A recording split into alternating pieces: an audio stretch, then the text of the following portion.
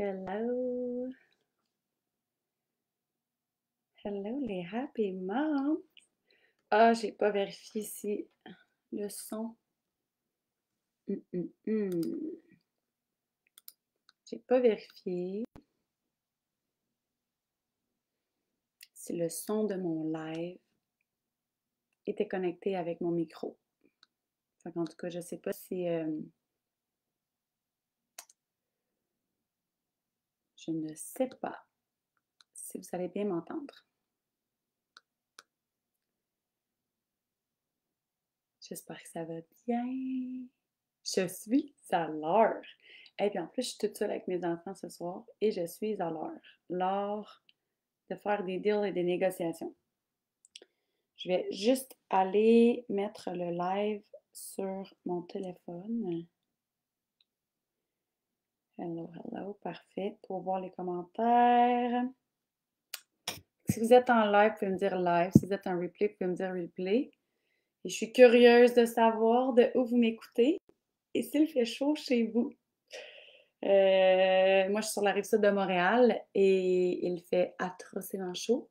J'ai gardé, en fait, je suis allée chercher ça fait 2 jours que je vais chercher mes boys à l'école sur l'heure du midi. En fait, la première journée, euh, l'école m'ont appelé pour mon plus vieux parce qu'il filait pas.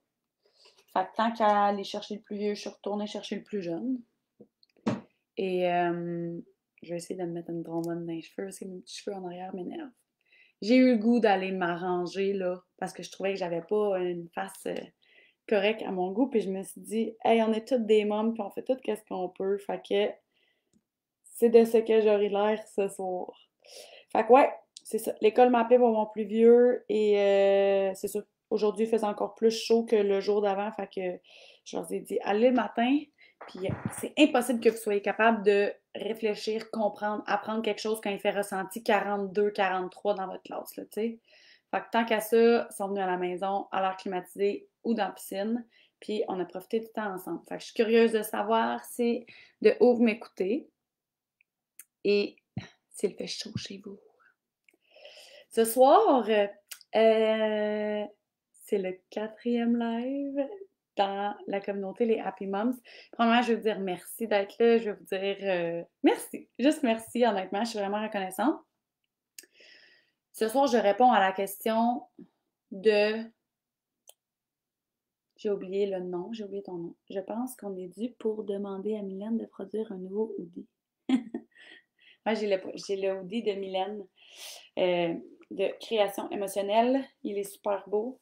Laisse ta lumière briller. Je vais vous en produire un hoodie, moi, bientôt. Fait que vous allez l'aimer. Il faisait pas vraiment chaud et c'était gris. Ah, c'est mieux qu'ici, Mylène. Fait que, ouais, aujourd'hui, je réponds à la question. J'ai recherché dans les commentaires pour trouver qui m'a posé cette question-là parce que la question m'a flashé. J'arrive pas à la retrouver. Sur le téléphone, des fois, ça bug. Bref, la personne qui m'a posé la question, by the way, si tu es en train de regarder le live, c'est à ta question que je réponds. C'était à propos de Mylène, j'aime ton live, j'aime ce que tu es en train de dire, je suis d'accord, ça me parle, mais est-ce que tu as un conseil sur comment on peut en parler avec notre conjoint? Parce qu'en ce moment, il y a vraiment un clash avec mon conjoint, on ne pense pas la même chose. La première chose que j'ai envie de te dire, de vous rappeler, si vous ne m'avez jamais entendu le dire, vous allez m'entendre le dire plusieurs fois. Comment je vais dire ça? L'amour, c'est un choix. Puis moi, c'est une discussion que j'ai régulièrement, que j'ai déjà eue plus qu'une fois et que je vais revoir plus qu'une fois avec mes fils, surtout mon plus vieux. Mon plus jeune, ça va être éventuellement, mais lui aussi, je lui en parle. Dans la mesure où, quand être en amour, être avec quelqu'un, c'est un choix qu'on fait une fois, 2 fois, 3 fois, qu'on fait au quotidien, qu'on fait à chaque minute, qu'on fait à chaque heure. Donc, quand on fait le choix d'être en couple, de vivre cette aventure de la vie, qu'est la vie avec une personne, bien, cette personne-là, elle vient avec, ses défauts, ses qualités, etc. Ce que j'ai envie de vous dire pour commencer, c'est déjà à la base, le mini shift de perspective qui m'a aidé moi, c'est de passer de lui, il est comme ça, il pense comme ça, il a été élevé de même, puis moi, je suis différente. Écoute, moi, j'ai marié un gars de la Rive-Sud de Montréal, un petit garçon de Boucherville. Moi, je suis une petite fille de l'Abitibi qui vient de Rouyn-Noranda, deux mondes complètement différents. Tu sais, il a grandi en banlieue, il est allé à l'école en ville, il faisait du sport, il est inscrit dans les sports. Moi, je suis une petite fille de campagne qui habitait à 30 minutes de la ville, jamais inscrite dans les sports. Je passais mes fins de semaine à corder du bois, puis à faire du skidoo, puis à aller à la pêche à la glace. Puis lui, ben, il passait ses fins de semaine dans des tournois de hockey avec des amis à la maison, tout ça. Moi, j'avais des amis, mais pas de la même façon, tu sais. Bref, moi puis mon chum, on est opposés, là. Opposés dans le caractère de nos parents, même les valeurs de nos parents, j'ai envie de dire, la façon qu'on a été élevé, notre background, notre caractère, tout est différent. Mais quand tu shifts ta perspective from comme de ouais, mais lui, il est de même, il a été élevé comme ça, puis il pense pas comme moi, on pense pas pareil, à oublie jamais que tout le monde porte des lunettes qu'ils ne savent pas qu'ils portent. Ça t'inclut toi aussi. Tu portes des lunettes à tous les jours que tu sais même pas que tu portes, comme des verres de contact que tu sais juste pas que tu pourrais enlever. Euh, Plusieurs paires de lunettes.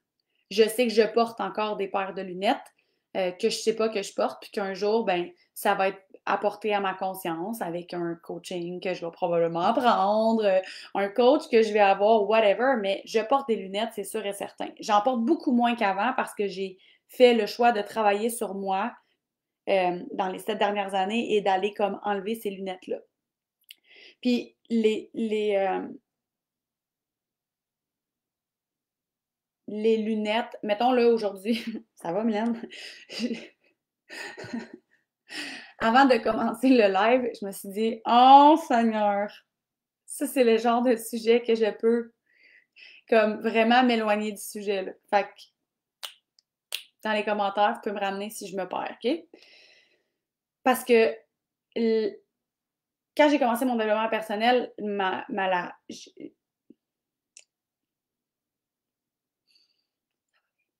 la relation avec mon rôle de mère a été mon premier chunk, qui a fait que j'ai dû travailler la relation que j'avais avec ma mère, avec l'image que j'avais de ma mère, l'image que je m'étais créée de la relation que j'avais avec ma mère, la relation que j'avais avec qu'est-ce que je croyais que c'était une mère.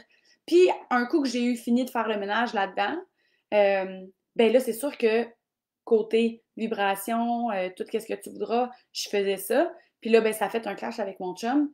Puis là, ben, je me suis mis à travailler sur la relation amoureuse. Euh, Ça, je pourrais vous en parler. Ça, là, j'aime ça en parler. Il y a même des sujets que j'aime parler, mais j'aime beaucoup, beaucoup en parler. Je sais pas si j'ai des amis dans le live qui regardent.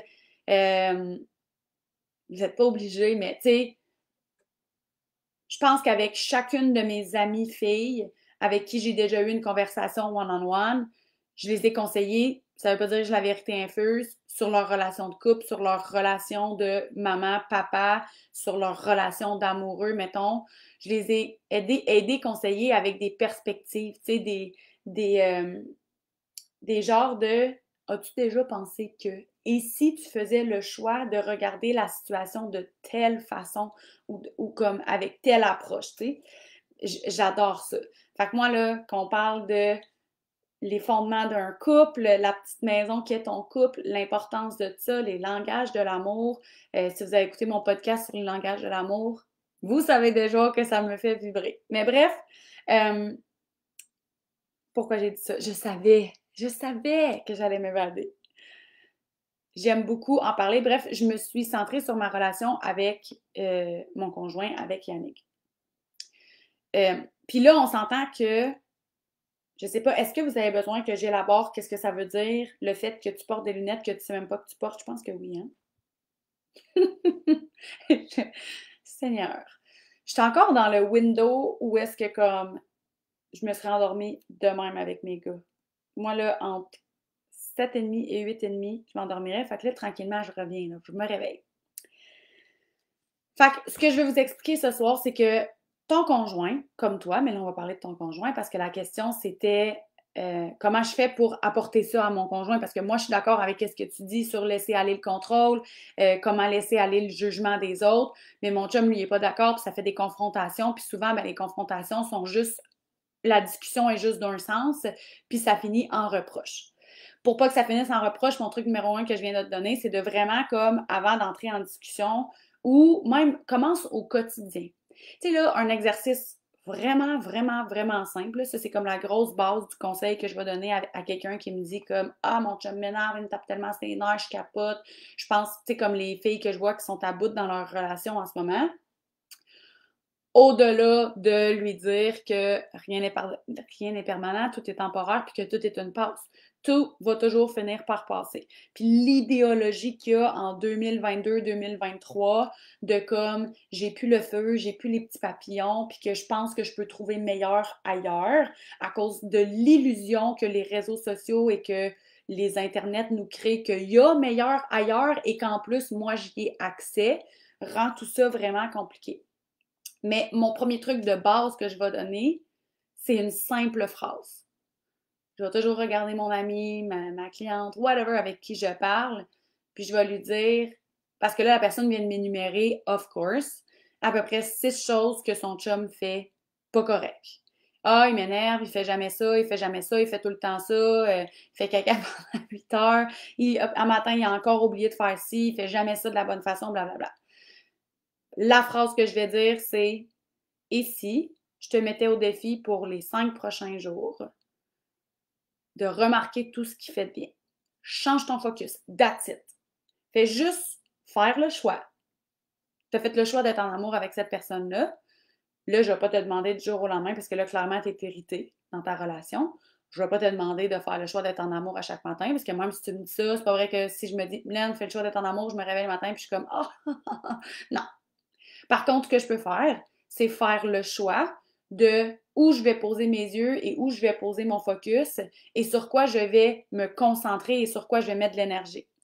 Fait que je vais faire le choix de faire l'effort pendant 1 jour, 2 jours, 3 jours, 4 jours, de remarquer tout ce que mon conjoint fait de bien pour shifter mon focus sur tout ce qui fait qu'il me tape ses nerfs.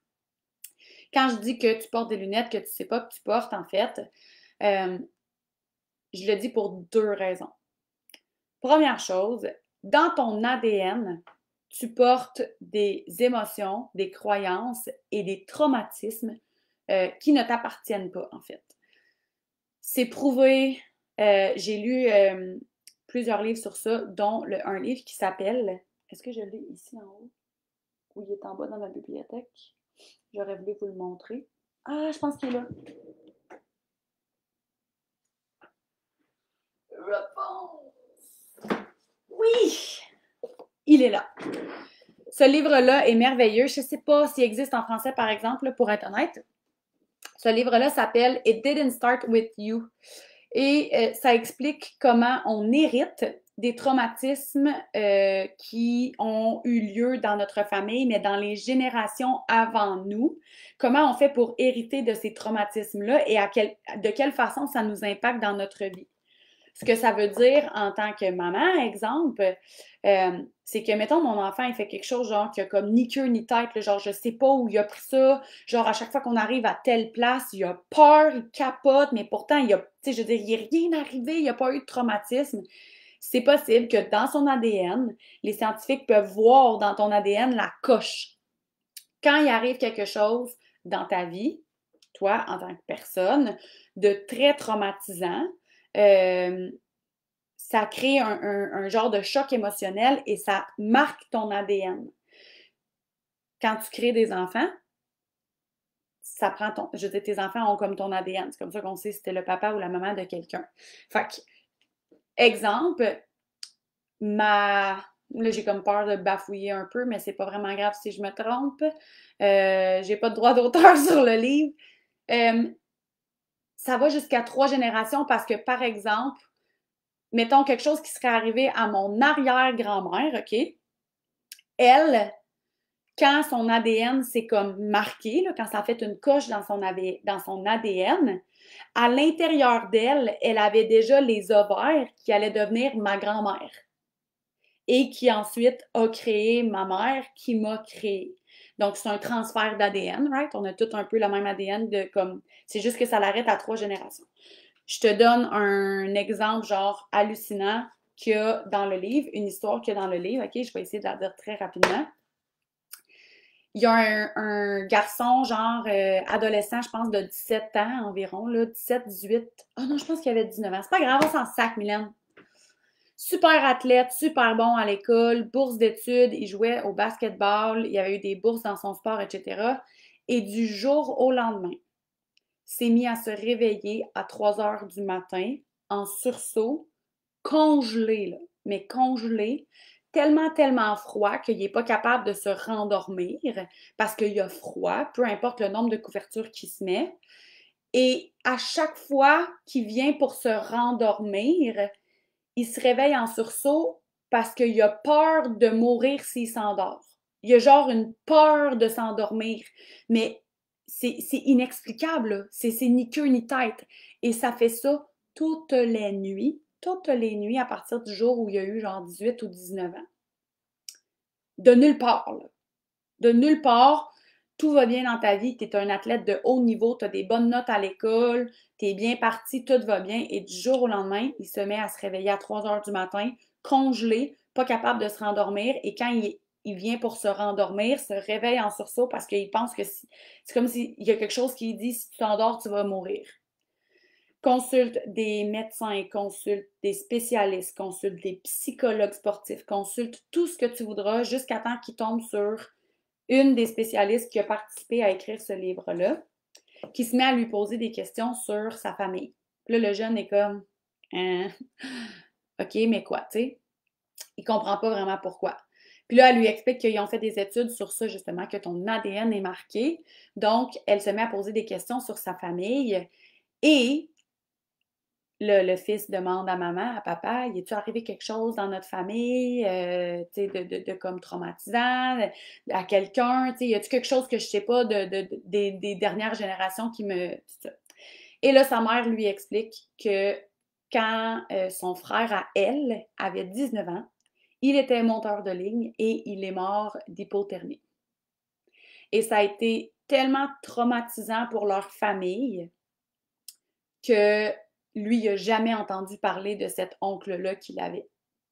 Parce que ça a tellement été un deuil difficile et traumatisant de perdre son frère à 19 ans que c'est juste pas quelque chose que personne parle, mettons. Fait que la maman, quand c'est arrivé, ça l'a marqué son ADN tellement ça l'a traumatisé et lui, il portait cette peur-là, mettons, de son oncle et de sa mère. Juste le fait de le mettre en lumière, est-ce qu'il a été comme guéri du jour au lendemain? Non, mais juste le fait de le mettre en lumière, ça efface l'illusion. Deuxième raison pour laquelle je te dis que tu portes des lunettes que tu ne sais même pas que tu portes, et encore plus ton conjoint, on va se le dire. Je me le permets, il y a pas d'homme ici, sauf le mien. C'est que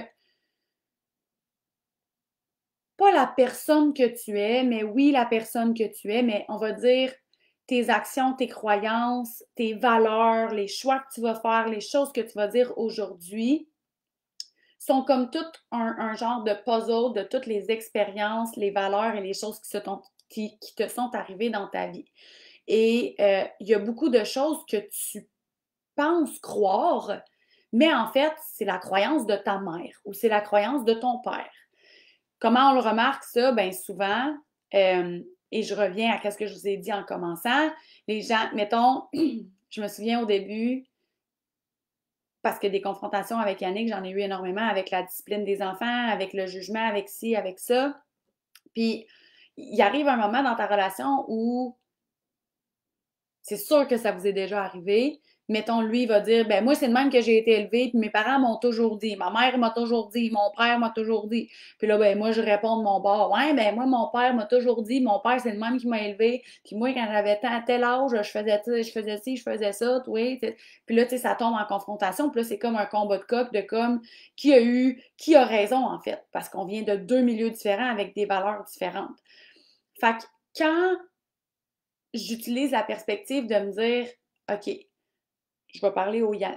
Mettons, mon conjoint Yannick, c'est pas la personne qui. Je veux dire, c'est pas lui, c'est pas genre, il est de même, il pense ça, moi je pense de même, lui il est comme ça, moi je suis pas comme ça. C'est, il fait du mieux qu'il peut avec l'information et les outils qu'il a en ce moment. Mais il porte probablement des lunettes qui appartiennent pas puis qui sait même pas qu'il les porte.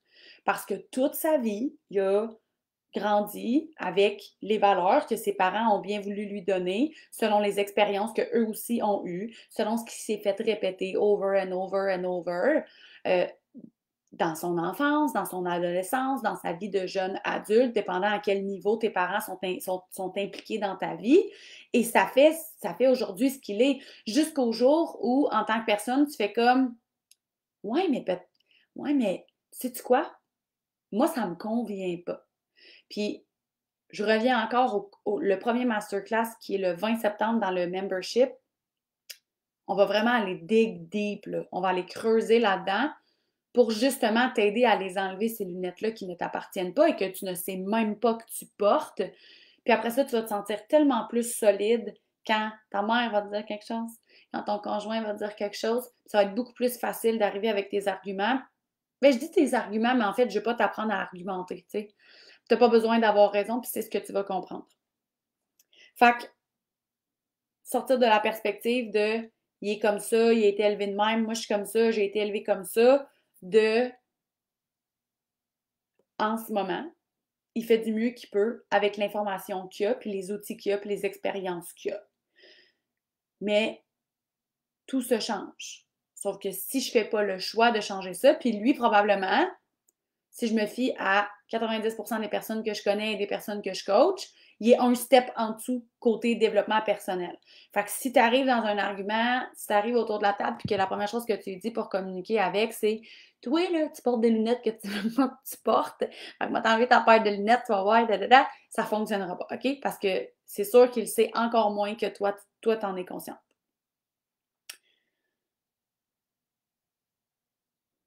Je vais aller voir les commentaires. Avez-vous des questions? Non? Parfait. J'imagine que les questions vont venir après. Maintenant que je t'ai expliqué ce que je voulais t'expliquer en lien avec pourquoi on pense, agit, croit certaines choses avec notre rôle d'être parent, je te donne 2 trucs pour justement faciliter ce rôle de parent-là dans ta relation de couple avec ton chum. La personne qui a commenté, j'aimerais vraiment ça qu'elle soit là et qu'elle dise « C'est moi », tu sais, pour que je puisse t'appeler par ton nom parce que j'ai cherché le commentaire puis je ne l'ai pas retrouvé. La personne qui a commenté a dit comment tu l'apportes à ton conjoint parce que moi, j'ai l'impression que c'est toujours une discussion juste dans un sens et ça finit toujours avec des reproches. Une autre chose que j'aime beaucoup coacher et expliquer et apprendre dans un autre de mes podcasts, j'en parle, c'est les habitudes. Comment se créer les habitudes. Et je vais toujours parler par genre comme un immeuble avec des étages. Genre, je vais donner l'exemple que souvent les gens veulent changer quelque chose, puis là, ils sont au rez-de-chaussée ou même des fois, tu es au sous-sol ou demi-sous-sol. Puis là, of course, ils vont regarder une formation, ils vont regarder une fille sur les réseaux sociaux, whatever, puis là, ils vont dire comme « Hey, elle, là, est vraiment hot, moi, je l'idolise, elle se lève à 5 heures du matin, elle mange super bien, elle mange pas de ci, elle mange pas de ça, elle fait toujours ci, elle fait toujours ça, puis en plus, elle fait des activités. » Là, c'est comme le big picture, ça, c'est genre mon idéal. Puis là, à chaque matin, ils vont se dire comme « Bon, moi, c'est ça que je veux être, c'est ça que je veux devenir. » Puis là, ils vont se faire un genre de défi 30 jours de comme bon, comme moi, je suis pas pour le 75 hard, tu sais. Genre, OK, à tous les jours, il faut que je bois 2 litres d'eau, que je me lève à 5 heures, que je fasse ci, que je fasse ça. Ça, c'est genre le 10e étage. Fait que là, c'est comme si toi, t'es au demi-sous-sol, puis qu'à chaque matin, t'es comme, OK, 1, 2, 3, go, je saute. Puis là, t'essaies de sauter au 10e étage. Est-ce que ça fonctionne? Non, pas vraiment. Fait que quand je parle d'habitude, je vais toujours parler d'escalier, je vais toujours parler de comme, oui, c'est super important d'avoir ton point B. Je le dis toujours aussi, vous allez m'entendre le dire plusieurs fois. L'univers, c'est comme un GPS. Si tu ne donnes pas des directions à ton GPS, il ne peut pas te dire comment te rendre. Fait que ça y prend un point A, puis ça y prend un point B. Sauf que fait que c'est important d'avoir ton point B, où est-ce que je m'en vais, qu'est-ce que je veux réellement, une fois que j'ai enlevé mes lunettes, et ton point A, de où je pars, être réaliste. Sauf que si à chaque fois, si mon GPS me dit que ça va prendre 4 heures me rendre, mais qu'à chaque matin, je pars de chez nous, puis je suis comme, ça va me prendre 2 minutes. C'est sûr que tu n'arriveras pas. Ça ne fonctionnera pas.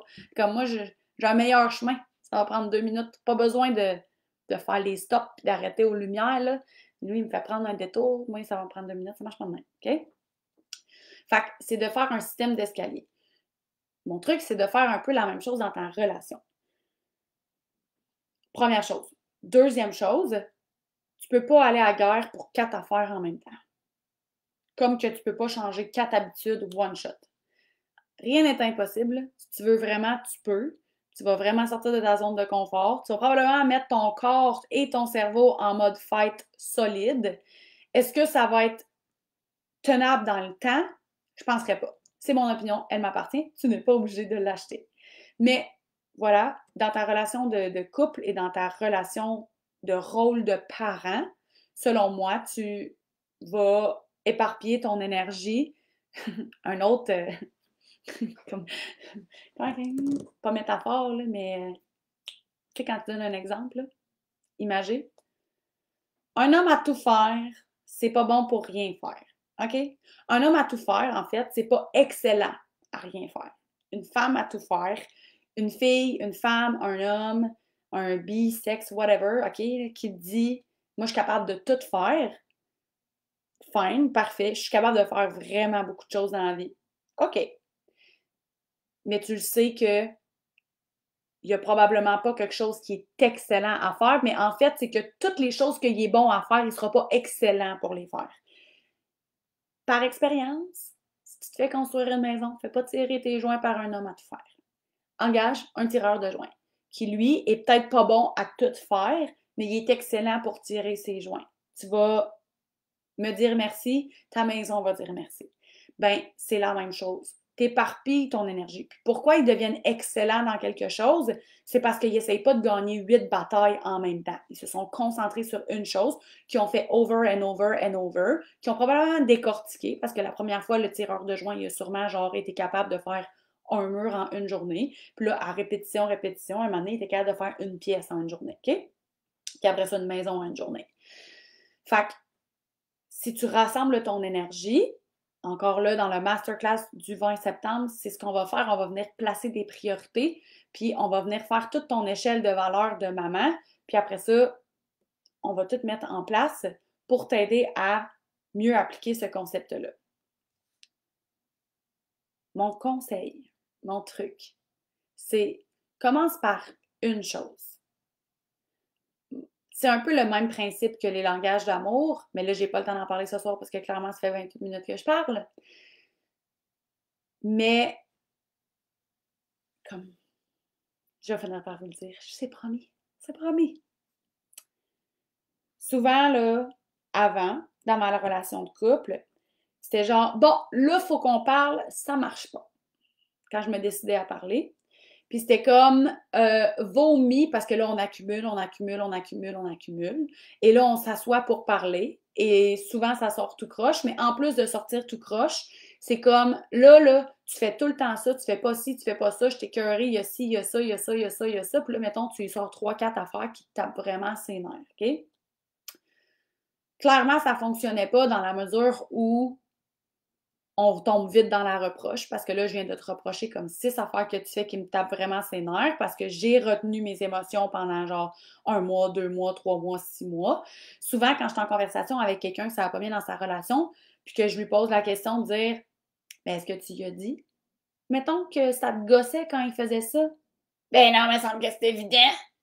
Ben, pas nécessairement. Pas nécessairement. C'est pas pour rien, là, qu'apparemment les hommes viennent de Mars, les filles de Vénus, là. Tu sais, je te confirme que c'est pas si clair que ça pour ton homme, que quand il fait telle chose, ça te gosse. Il pense peut-être juste que t'es tout le temps dans tes SPM, là, lui, là. Tu sais pas, là, qu'est-ce qui se passe dans sa tête.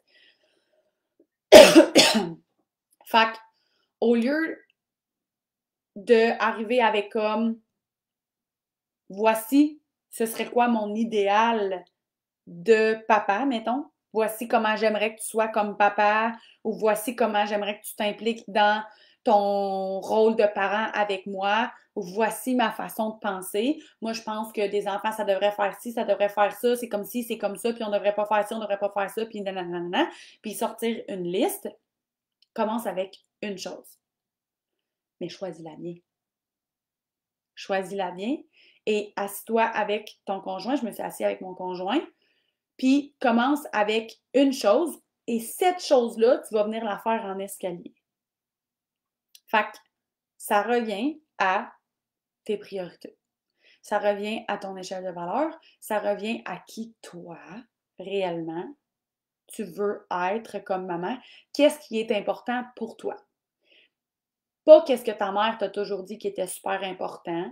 Pas qu'est-ce que tu penses qui devrait être important quand on est une maman. Pas qu'est-ce que ton ami, la voisine, qui est full ci ou full ça, elle pense ou elle a fait, puis elle t'a dit l'autre jour. Ce que toi, tu veux vraiment.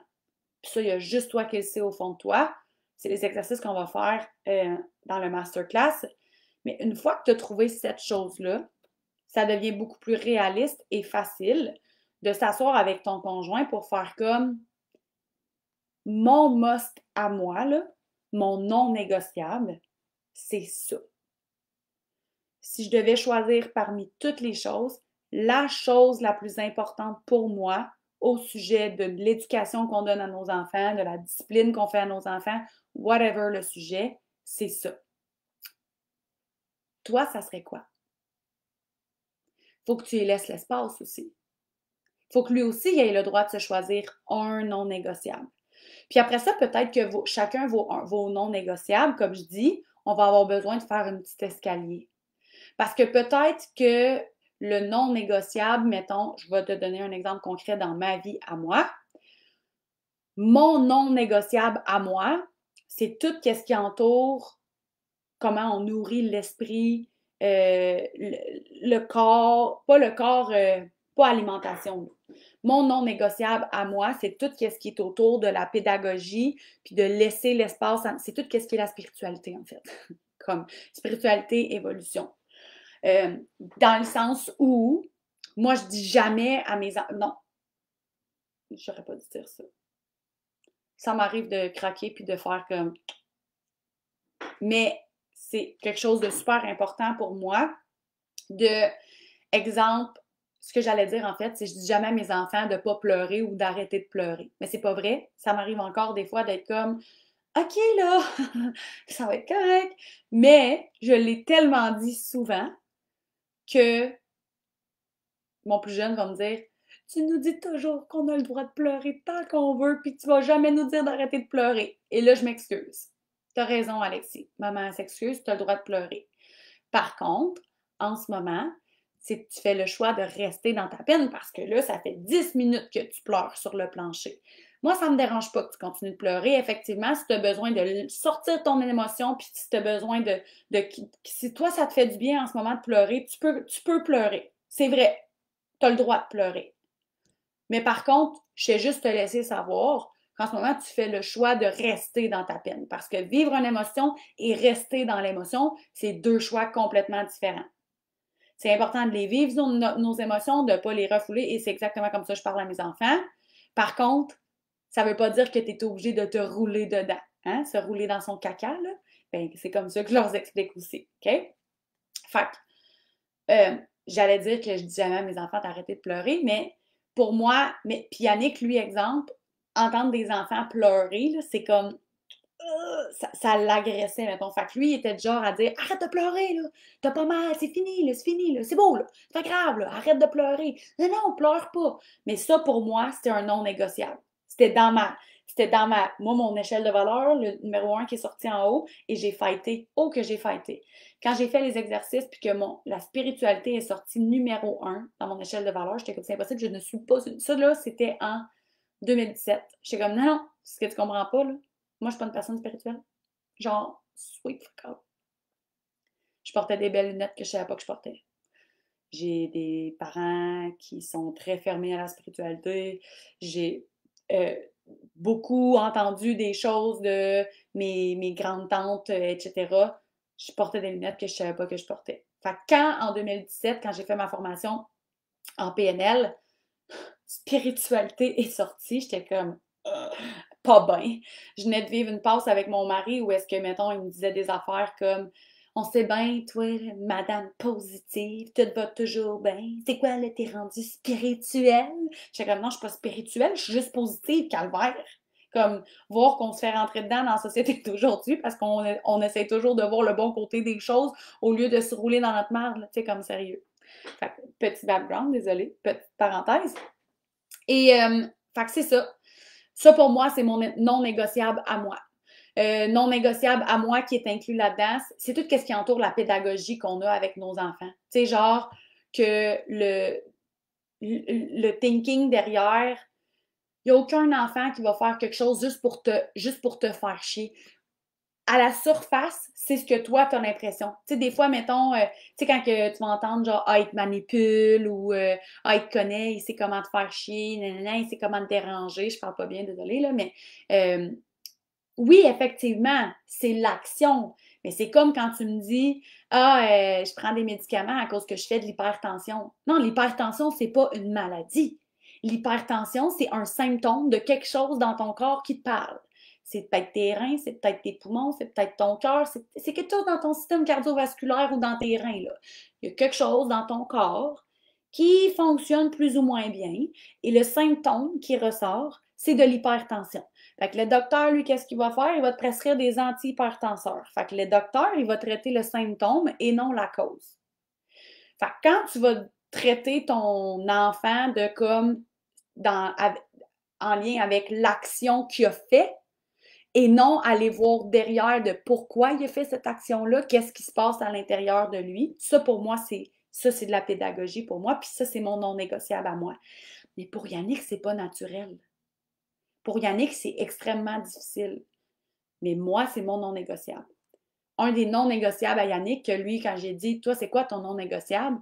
Lui, c'était, moi, les enfants, il faut que ça se couche de bonne heure.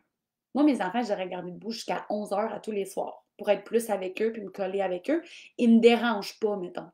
Comme, mais lui, son non négociable, c'était genre, moi, là, quand ça se couche plus tard que 8 heures, je me sens envahie, je suis pas bien, je suis pas capable, j'aime, tu sais, comme j'ai besoin de mon moment, soit tout seul ou soit toute seule avec toi. Alors que pour moi, c'était plus ou moins comme important, surtout quand nos enfants étaient jeunes. Mais il m'a laissé mon non négociable et j'y ai laissé son non négociable. Mes enfants, du plus loin que je me souvienne, encore aujourd'hui, là, je veux dire, je commence à avoir un préado, ça change, là, on évolue dans le temps, là. C'est le deuxième de mon échelle de valeur, l'évolution. Fait que, tu sais, il se couche plus à 7 heures. Mais pendant des années, le monde me disait, hein, le monde il arrêtait chez nous. Mettons, il y a des amis de la rue qui arrêtaient puis qui cognaient pour jouer à 7 heures. Puis j'étais comme, j'ai donné d'or. Il est dans son lit, ça fait 10 minutes. Il est 7h15, ça fait 10 minutes qu'il est dans son lit et il dort déjà profondément. Parce que c'était un non négociable pour Yannick, qui n'était pas un des miens, puis que j'étais plus ou moins d'accord avec, mais en même temps, j'avais rien contre, mettons. Puis j'ai laissé son non négociable à lui. Fait que c'est de. Moi, j'ai pas eu besoin vraiment d'escalier, dans le sens où l'escalier pour y laisser son non négociable, ça a été que, tu sais, mettons, OK, mais on peut-tu faire un compromis? Genre, tu sais, comme il y a un soir que ça dérange pas qu'il se couche plus tard, ou la fin de semaine, tu sais, des affaires de même. Puis, de l'autre côté, par exemple, moi, il a fallu que je break down mon non négociable en plusieurs escaliers. Ce que je peux pas demander à mon conjoint, qui pour lui, c'est pas un non négociable, c'est pas dans ses valeurs fondamentales, c'est pas à l'intérieur de lui vraiment important. Puis clairement, la spiritualité est même pas dans son échelle de valeurs. Du jour au lendemain, être full pédagogique, avoir le réflexe de quand, mettons, l'enfant se revire il y a 4 ans, puis genre, il tape, puis il fait quelque chose de vraiment inacceptable, de pas punir l'action, puis pogner les nerfs, puis de faire comme, oh, il y a quelque chose derrière ça, qu'est-ce qui se passe, as-tu de la peine, qu'est-ce qui s'est passé aujourd'hui, comment tu te sens, est-ce que tu veux un câlin, etc., tu sais. Fait que, c'est ça. J'ai hâte de voir si vous allez si vous allez interagir avec moi dans les commentaires éventuellement pour que je puisse plus vous accompagner parce que là, c'était genre un beau long monologue de 40 minutes. Mais bref, change ta perspective, fais le choix de qu'est-ce que tu décides de focusser sur dans ta relation de couple, dans ce que ton conjoint fait de bien. Puis après ça, ben, identifie ce qui est vraiment important pour toi. Puis comme dans les sports. Un but à la fois. Comme quand on joue au deck hockey, puis que mon amie Marie-Ève a dit tout le temps, les filles, on gagne zone par zone. On gagne la zone 1, on rentre dans l'autre zone, on rentre dans l'autre zone, au lieu de tout de suite essayer de dropper la balle dans le fond, puis de gagner 4 zones en même temps, puis de créer un revirement, puis se faire scorer. C'est exactement la même chose. Fait que, ça fait déjà 40 minutes que je parle. La bonne nouvelle, c'est que mes enfants se sont endormis sous le son de ma voix. Je vous souhaite une belle soirée. J'espère que ça va vous avoir aidé. Comme je dis, si vous écoutez le live en replay, dites-moi un replay. Si vous avez des questions, dites-le moi. Si vous avez aimé, dites-le moi. Parlez-moi. Fait que je vous souhaite une belle soirée. Bye.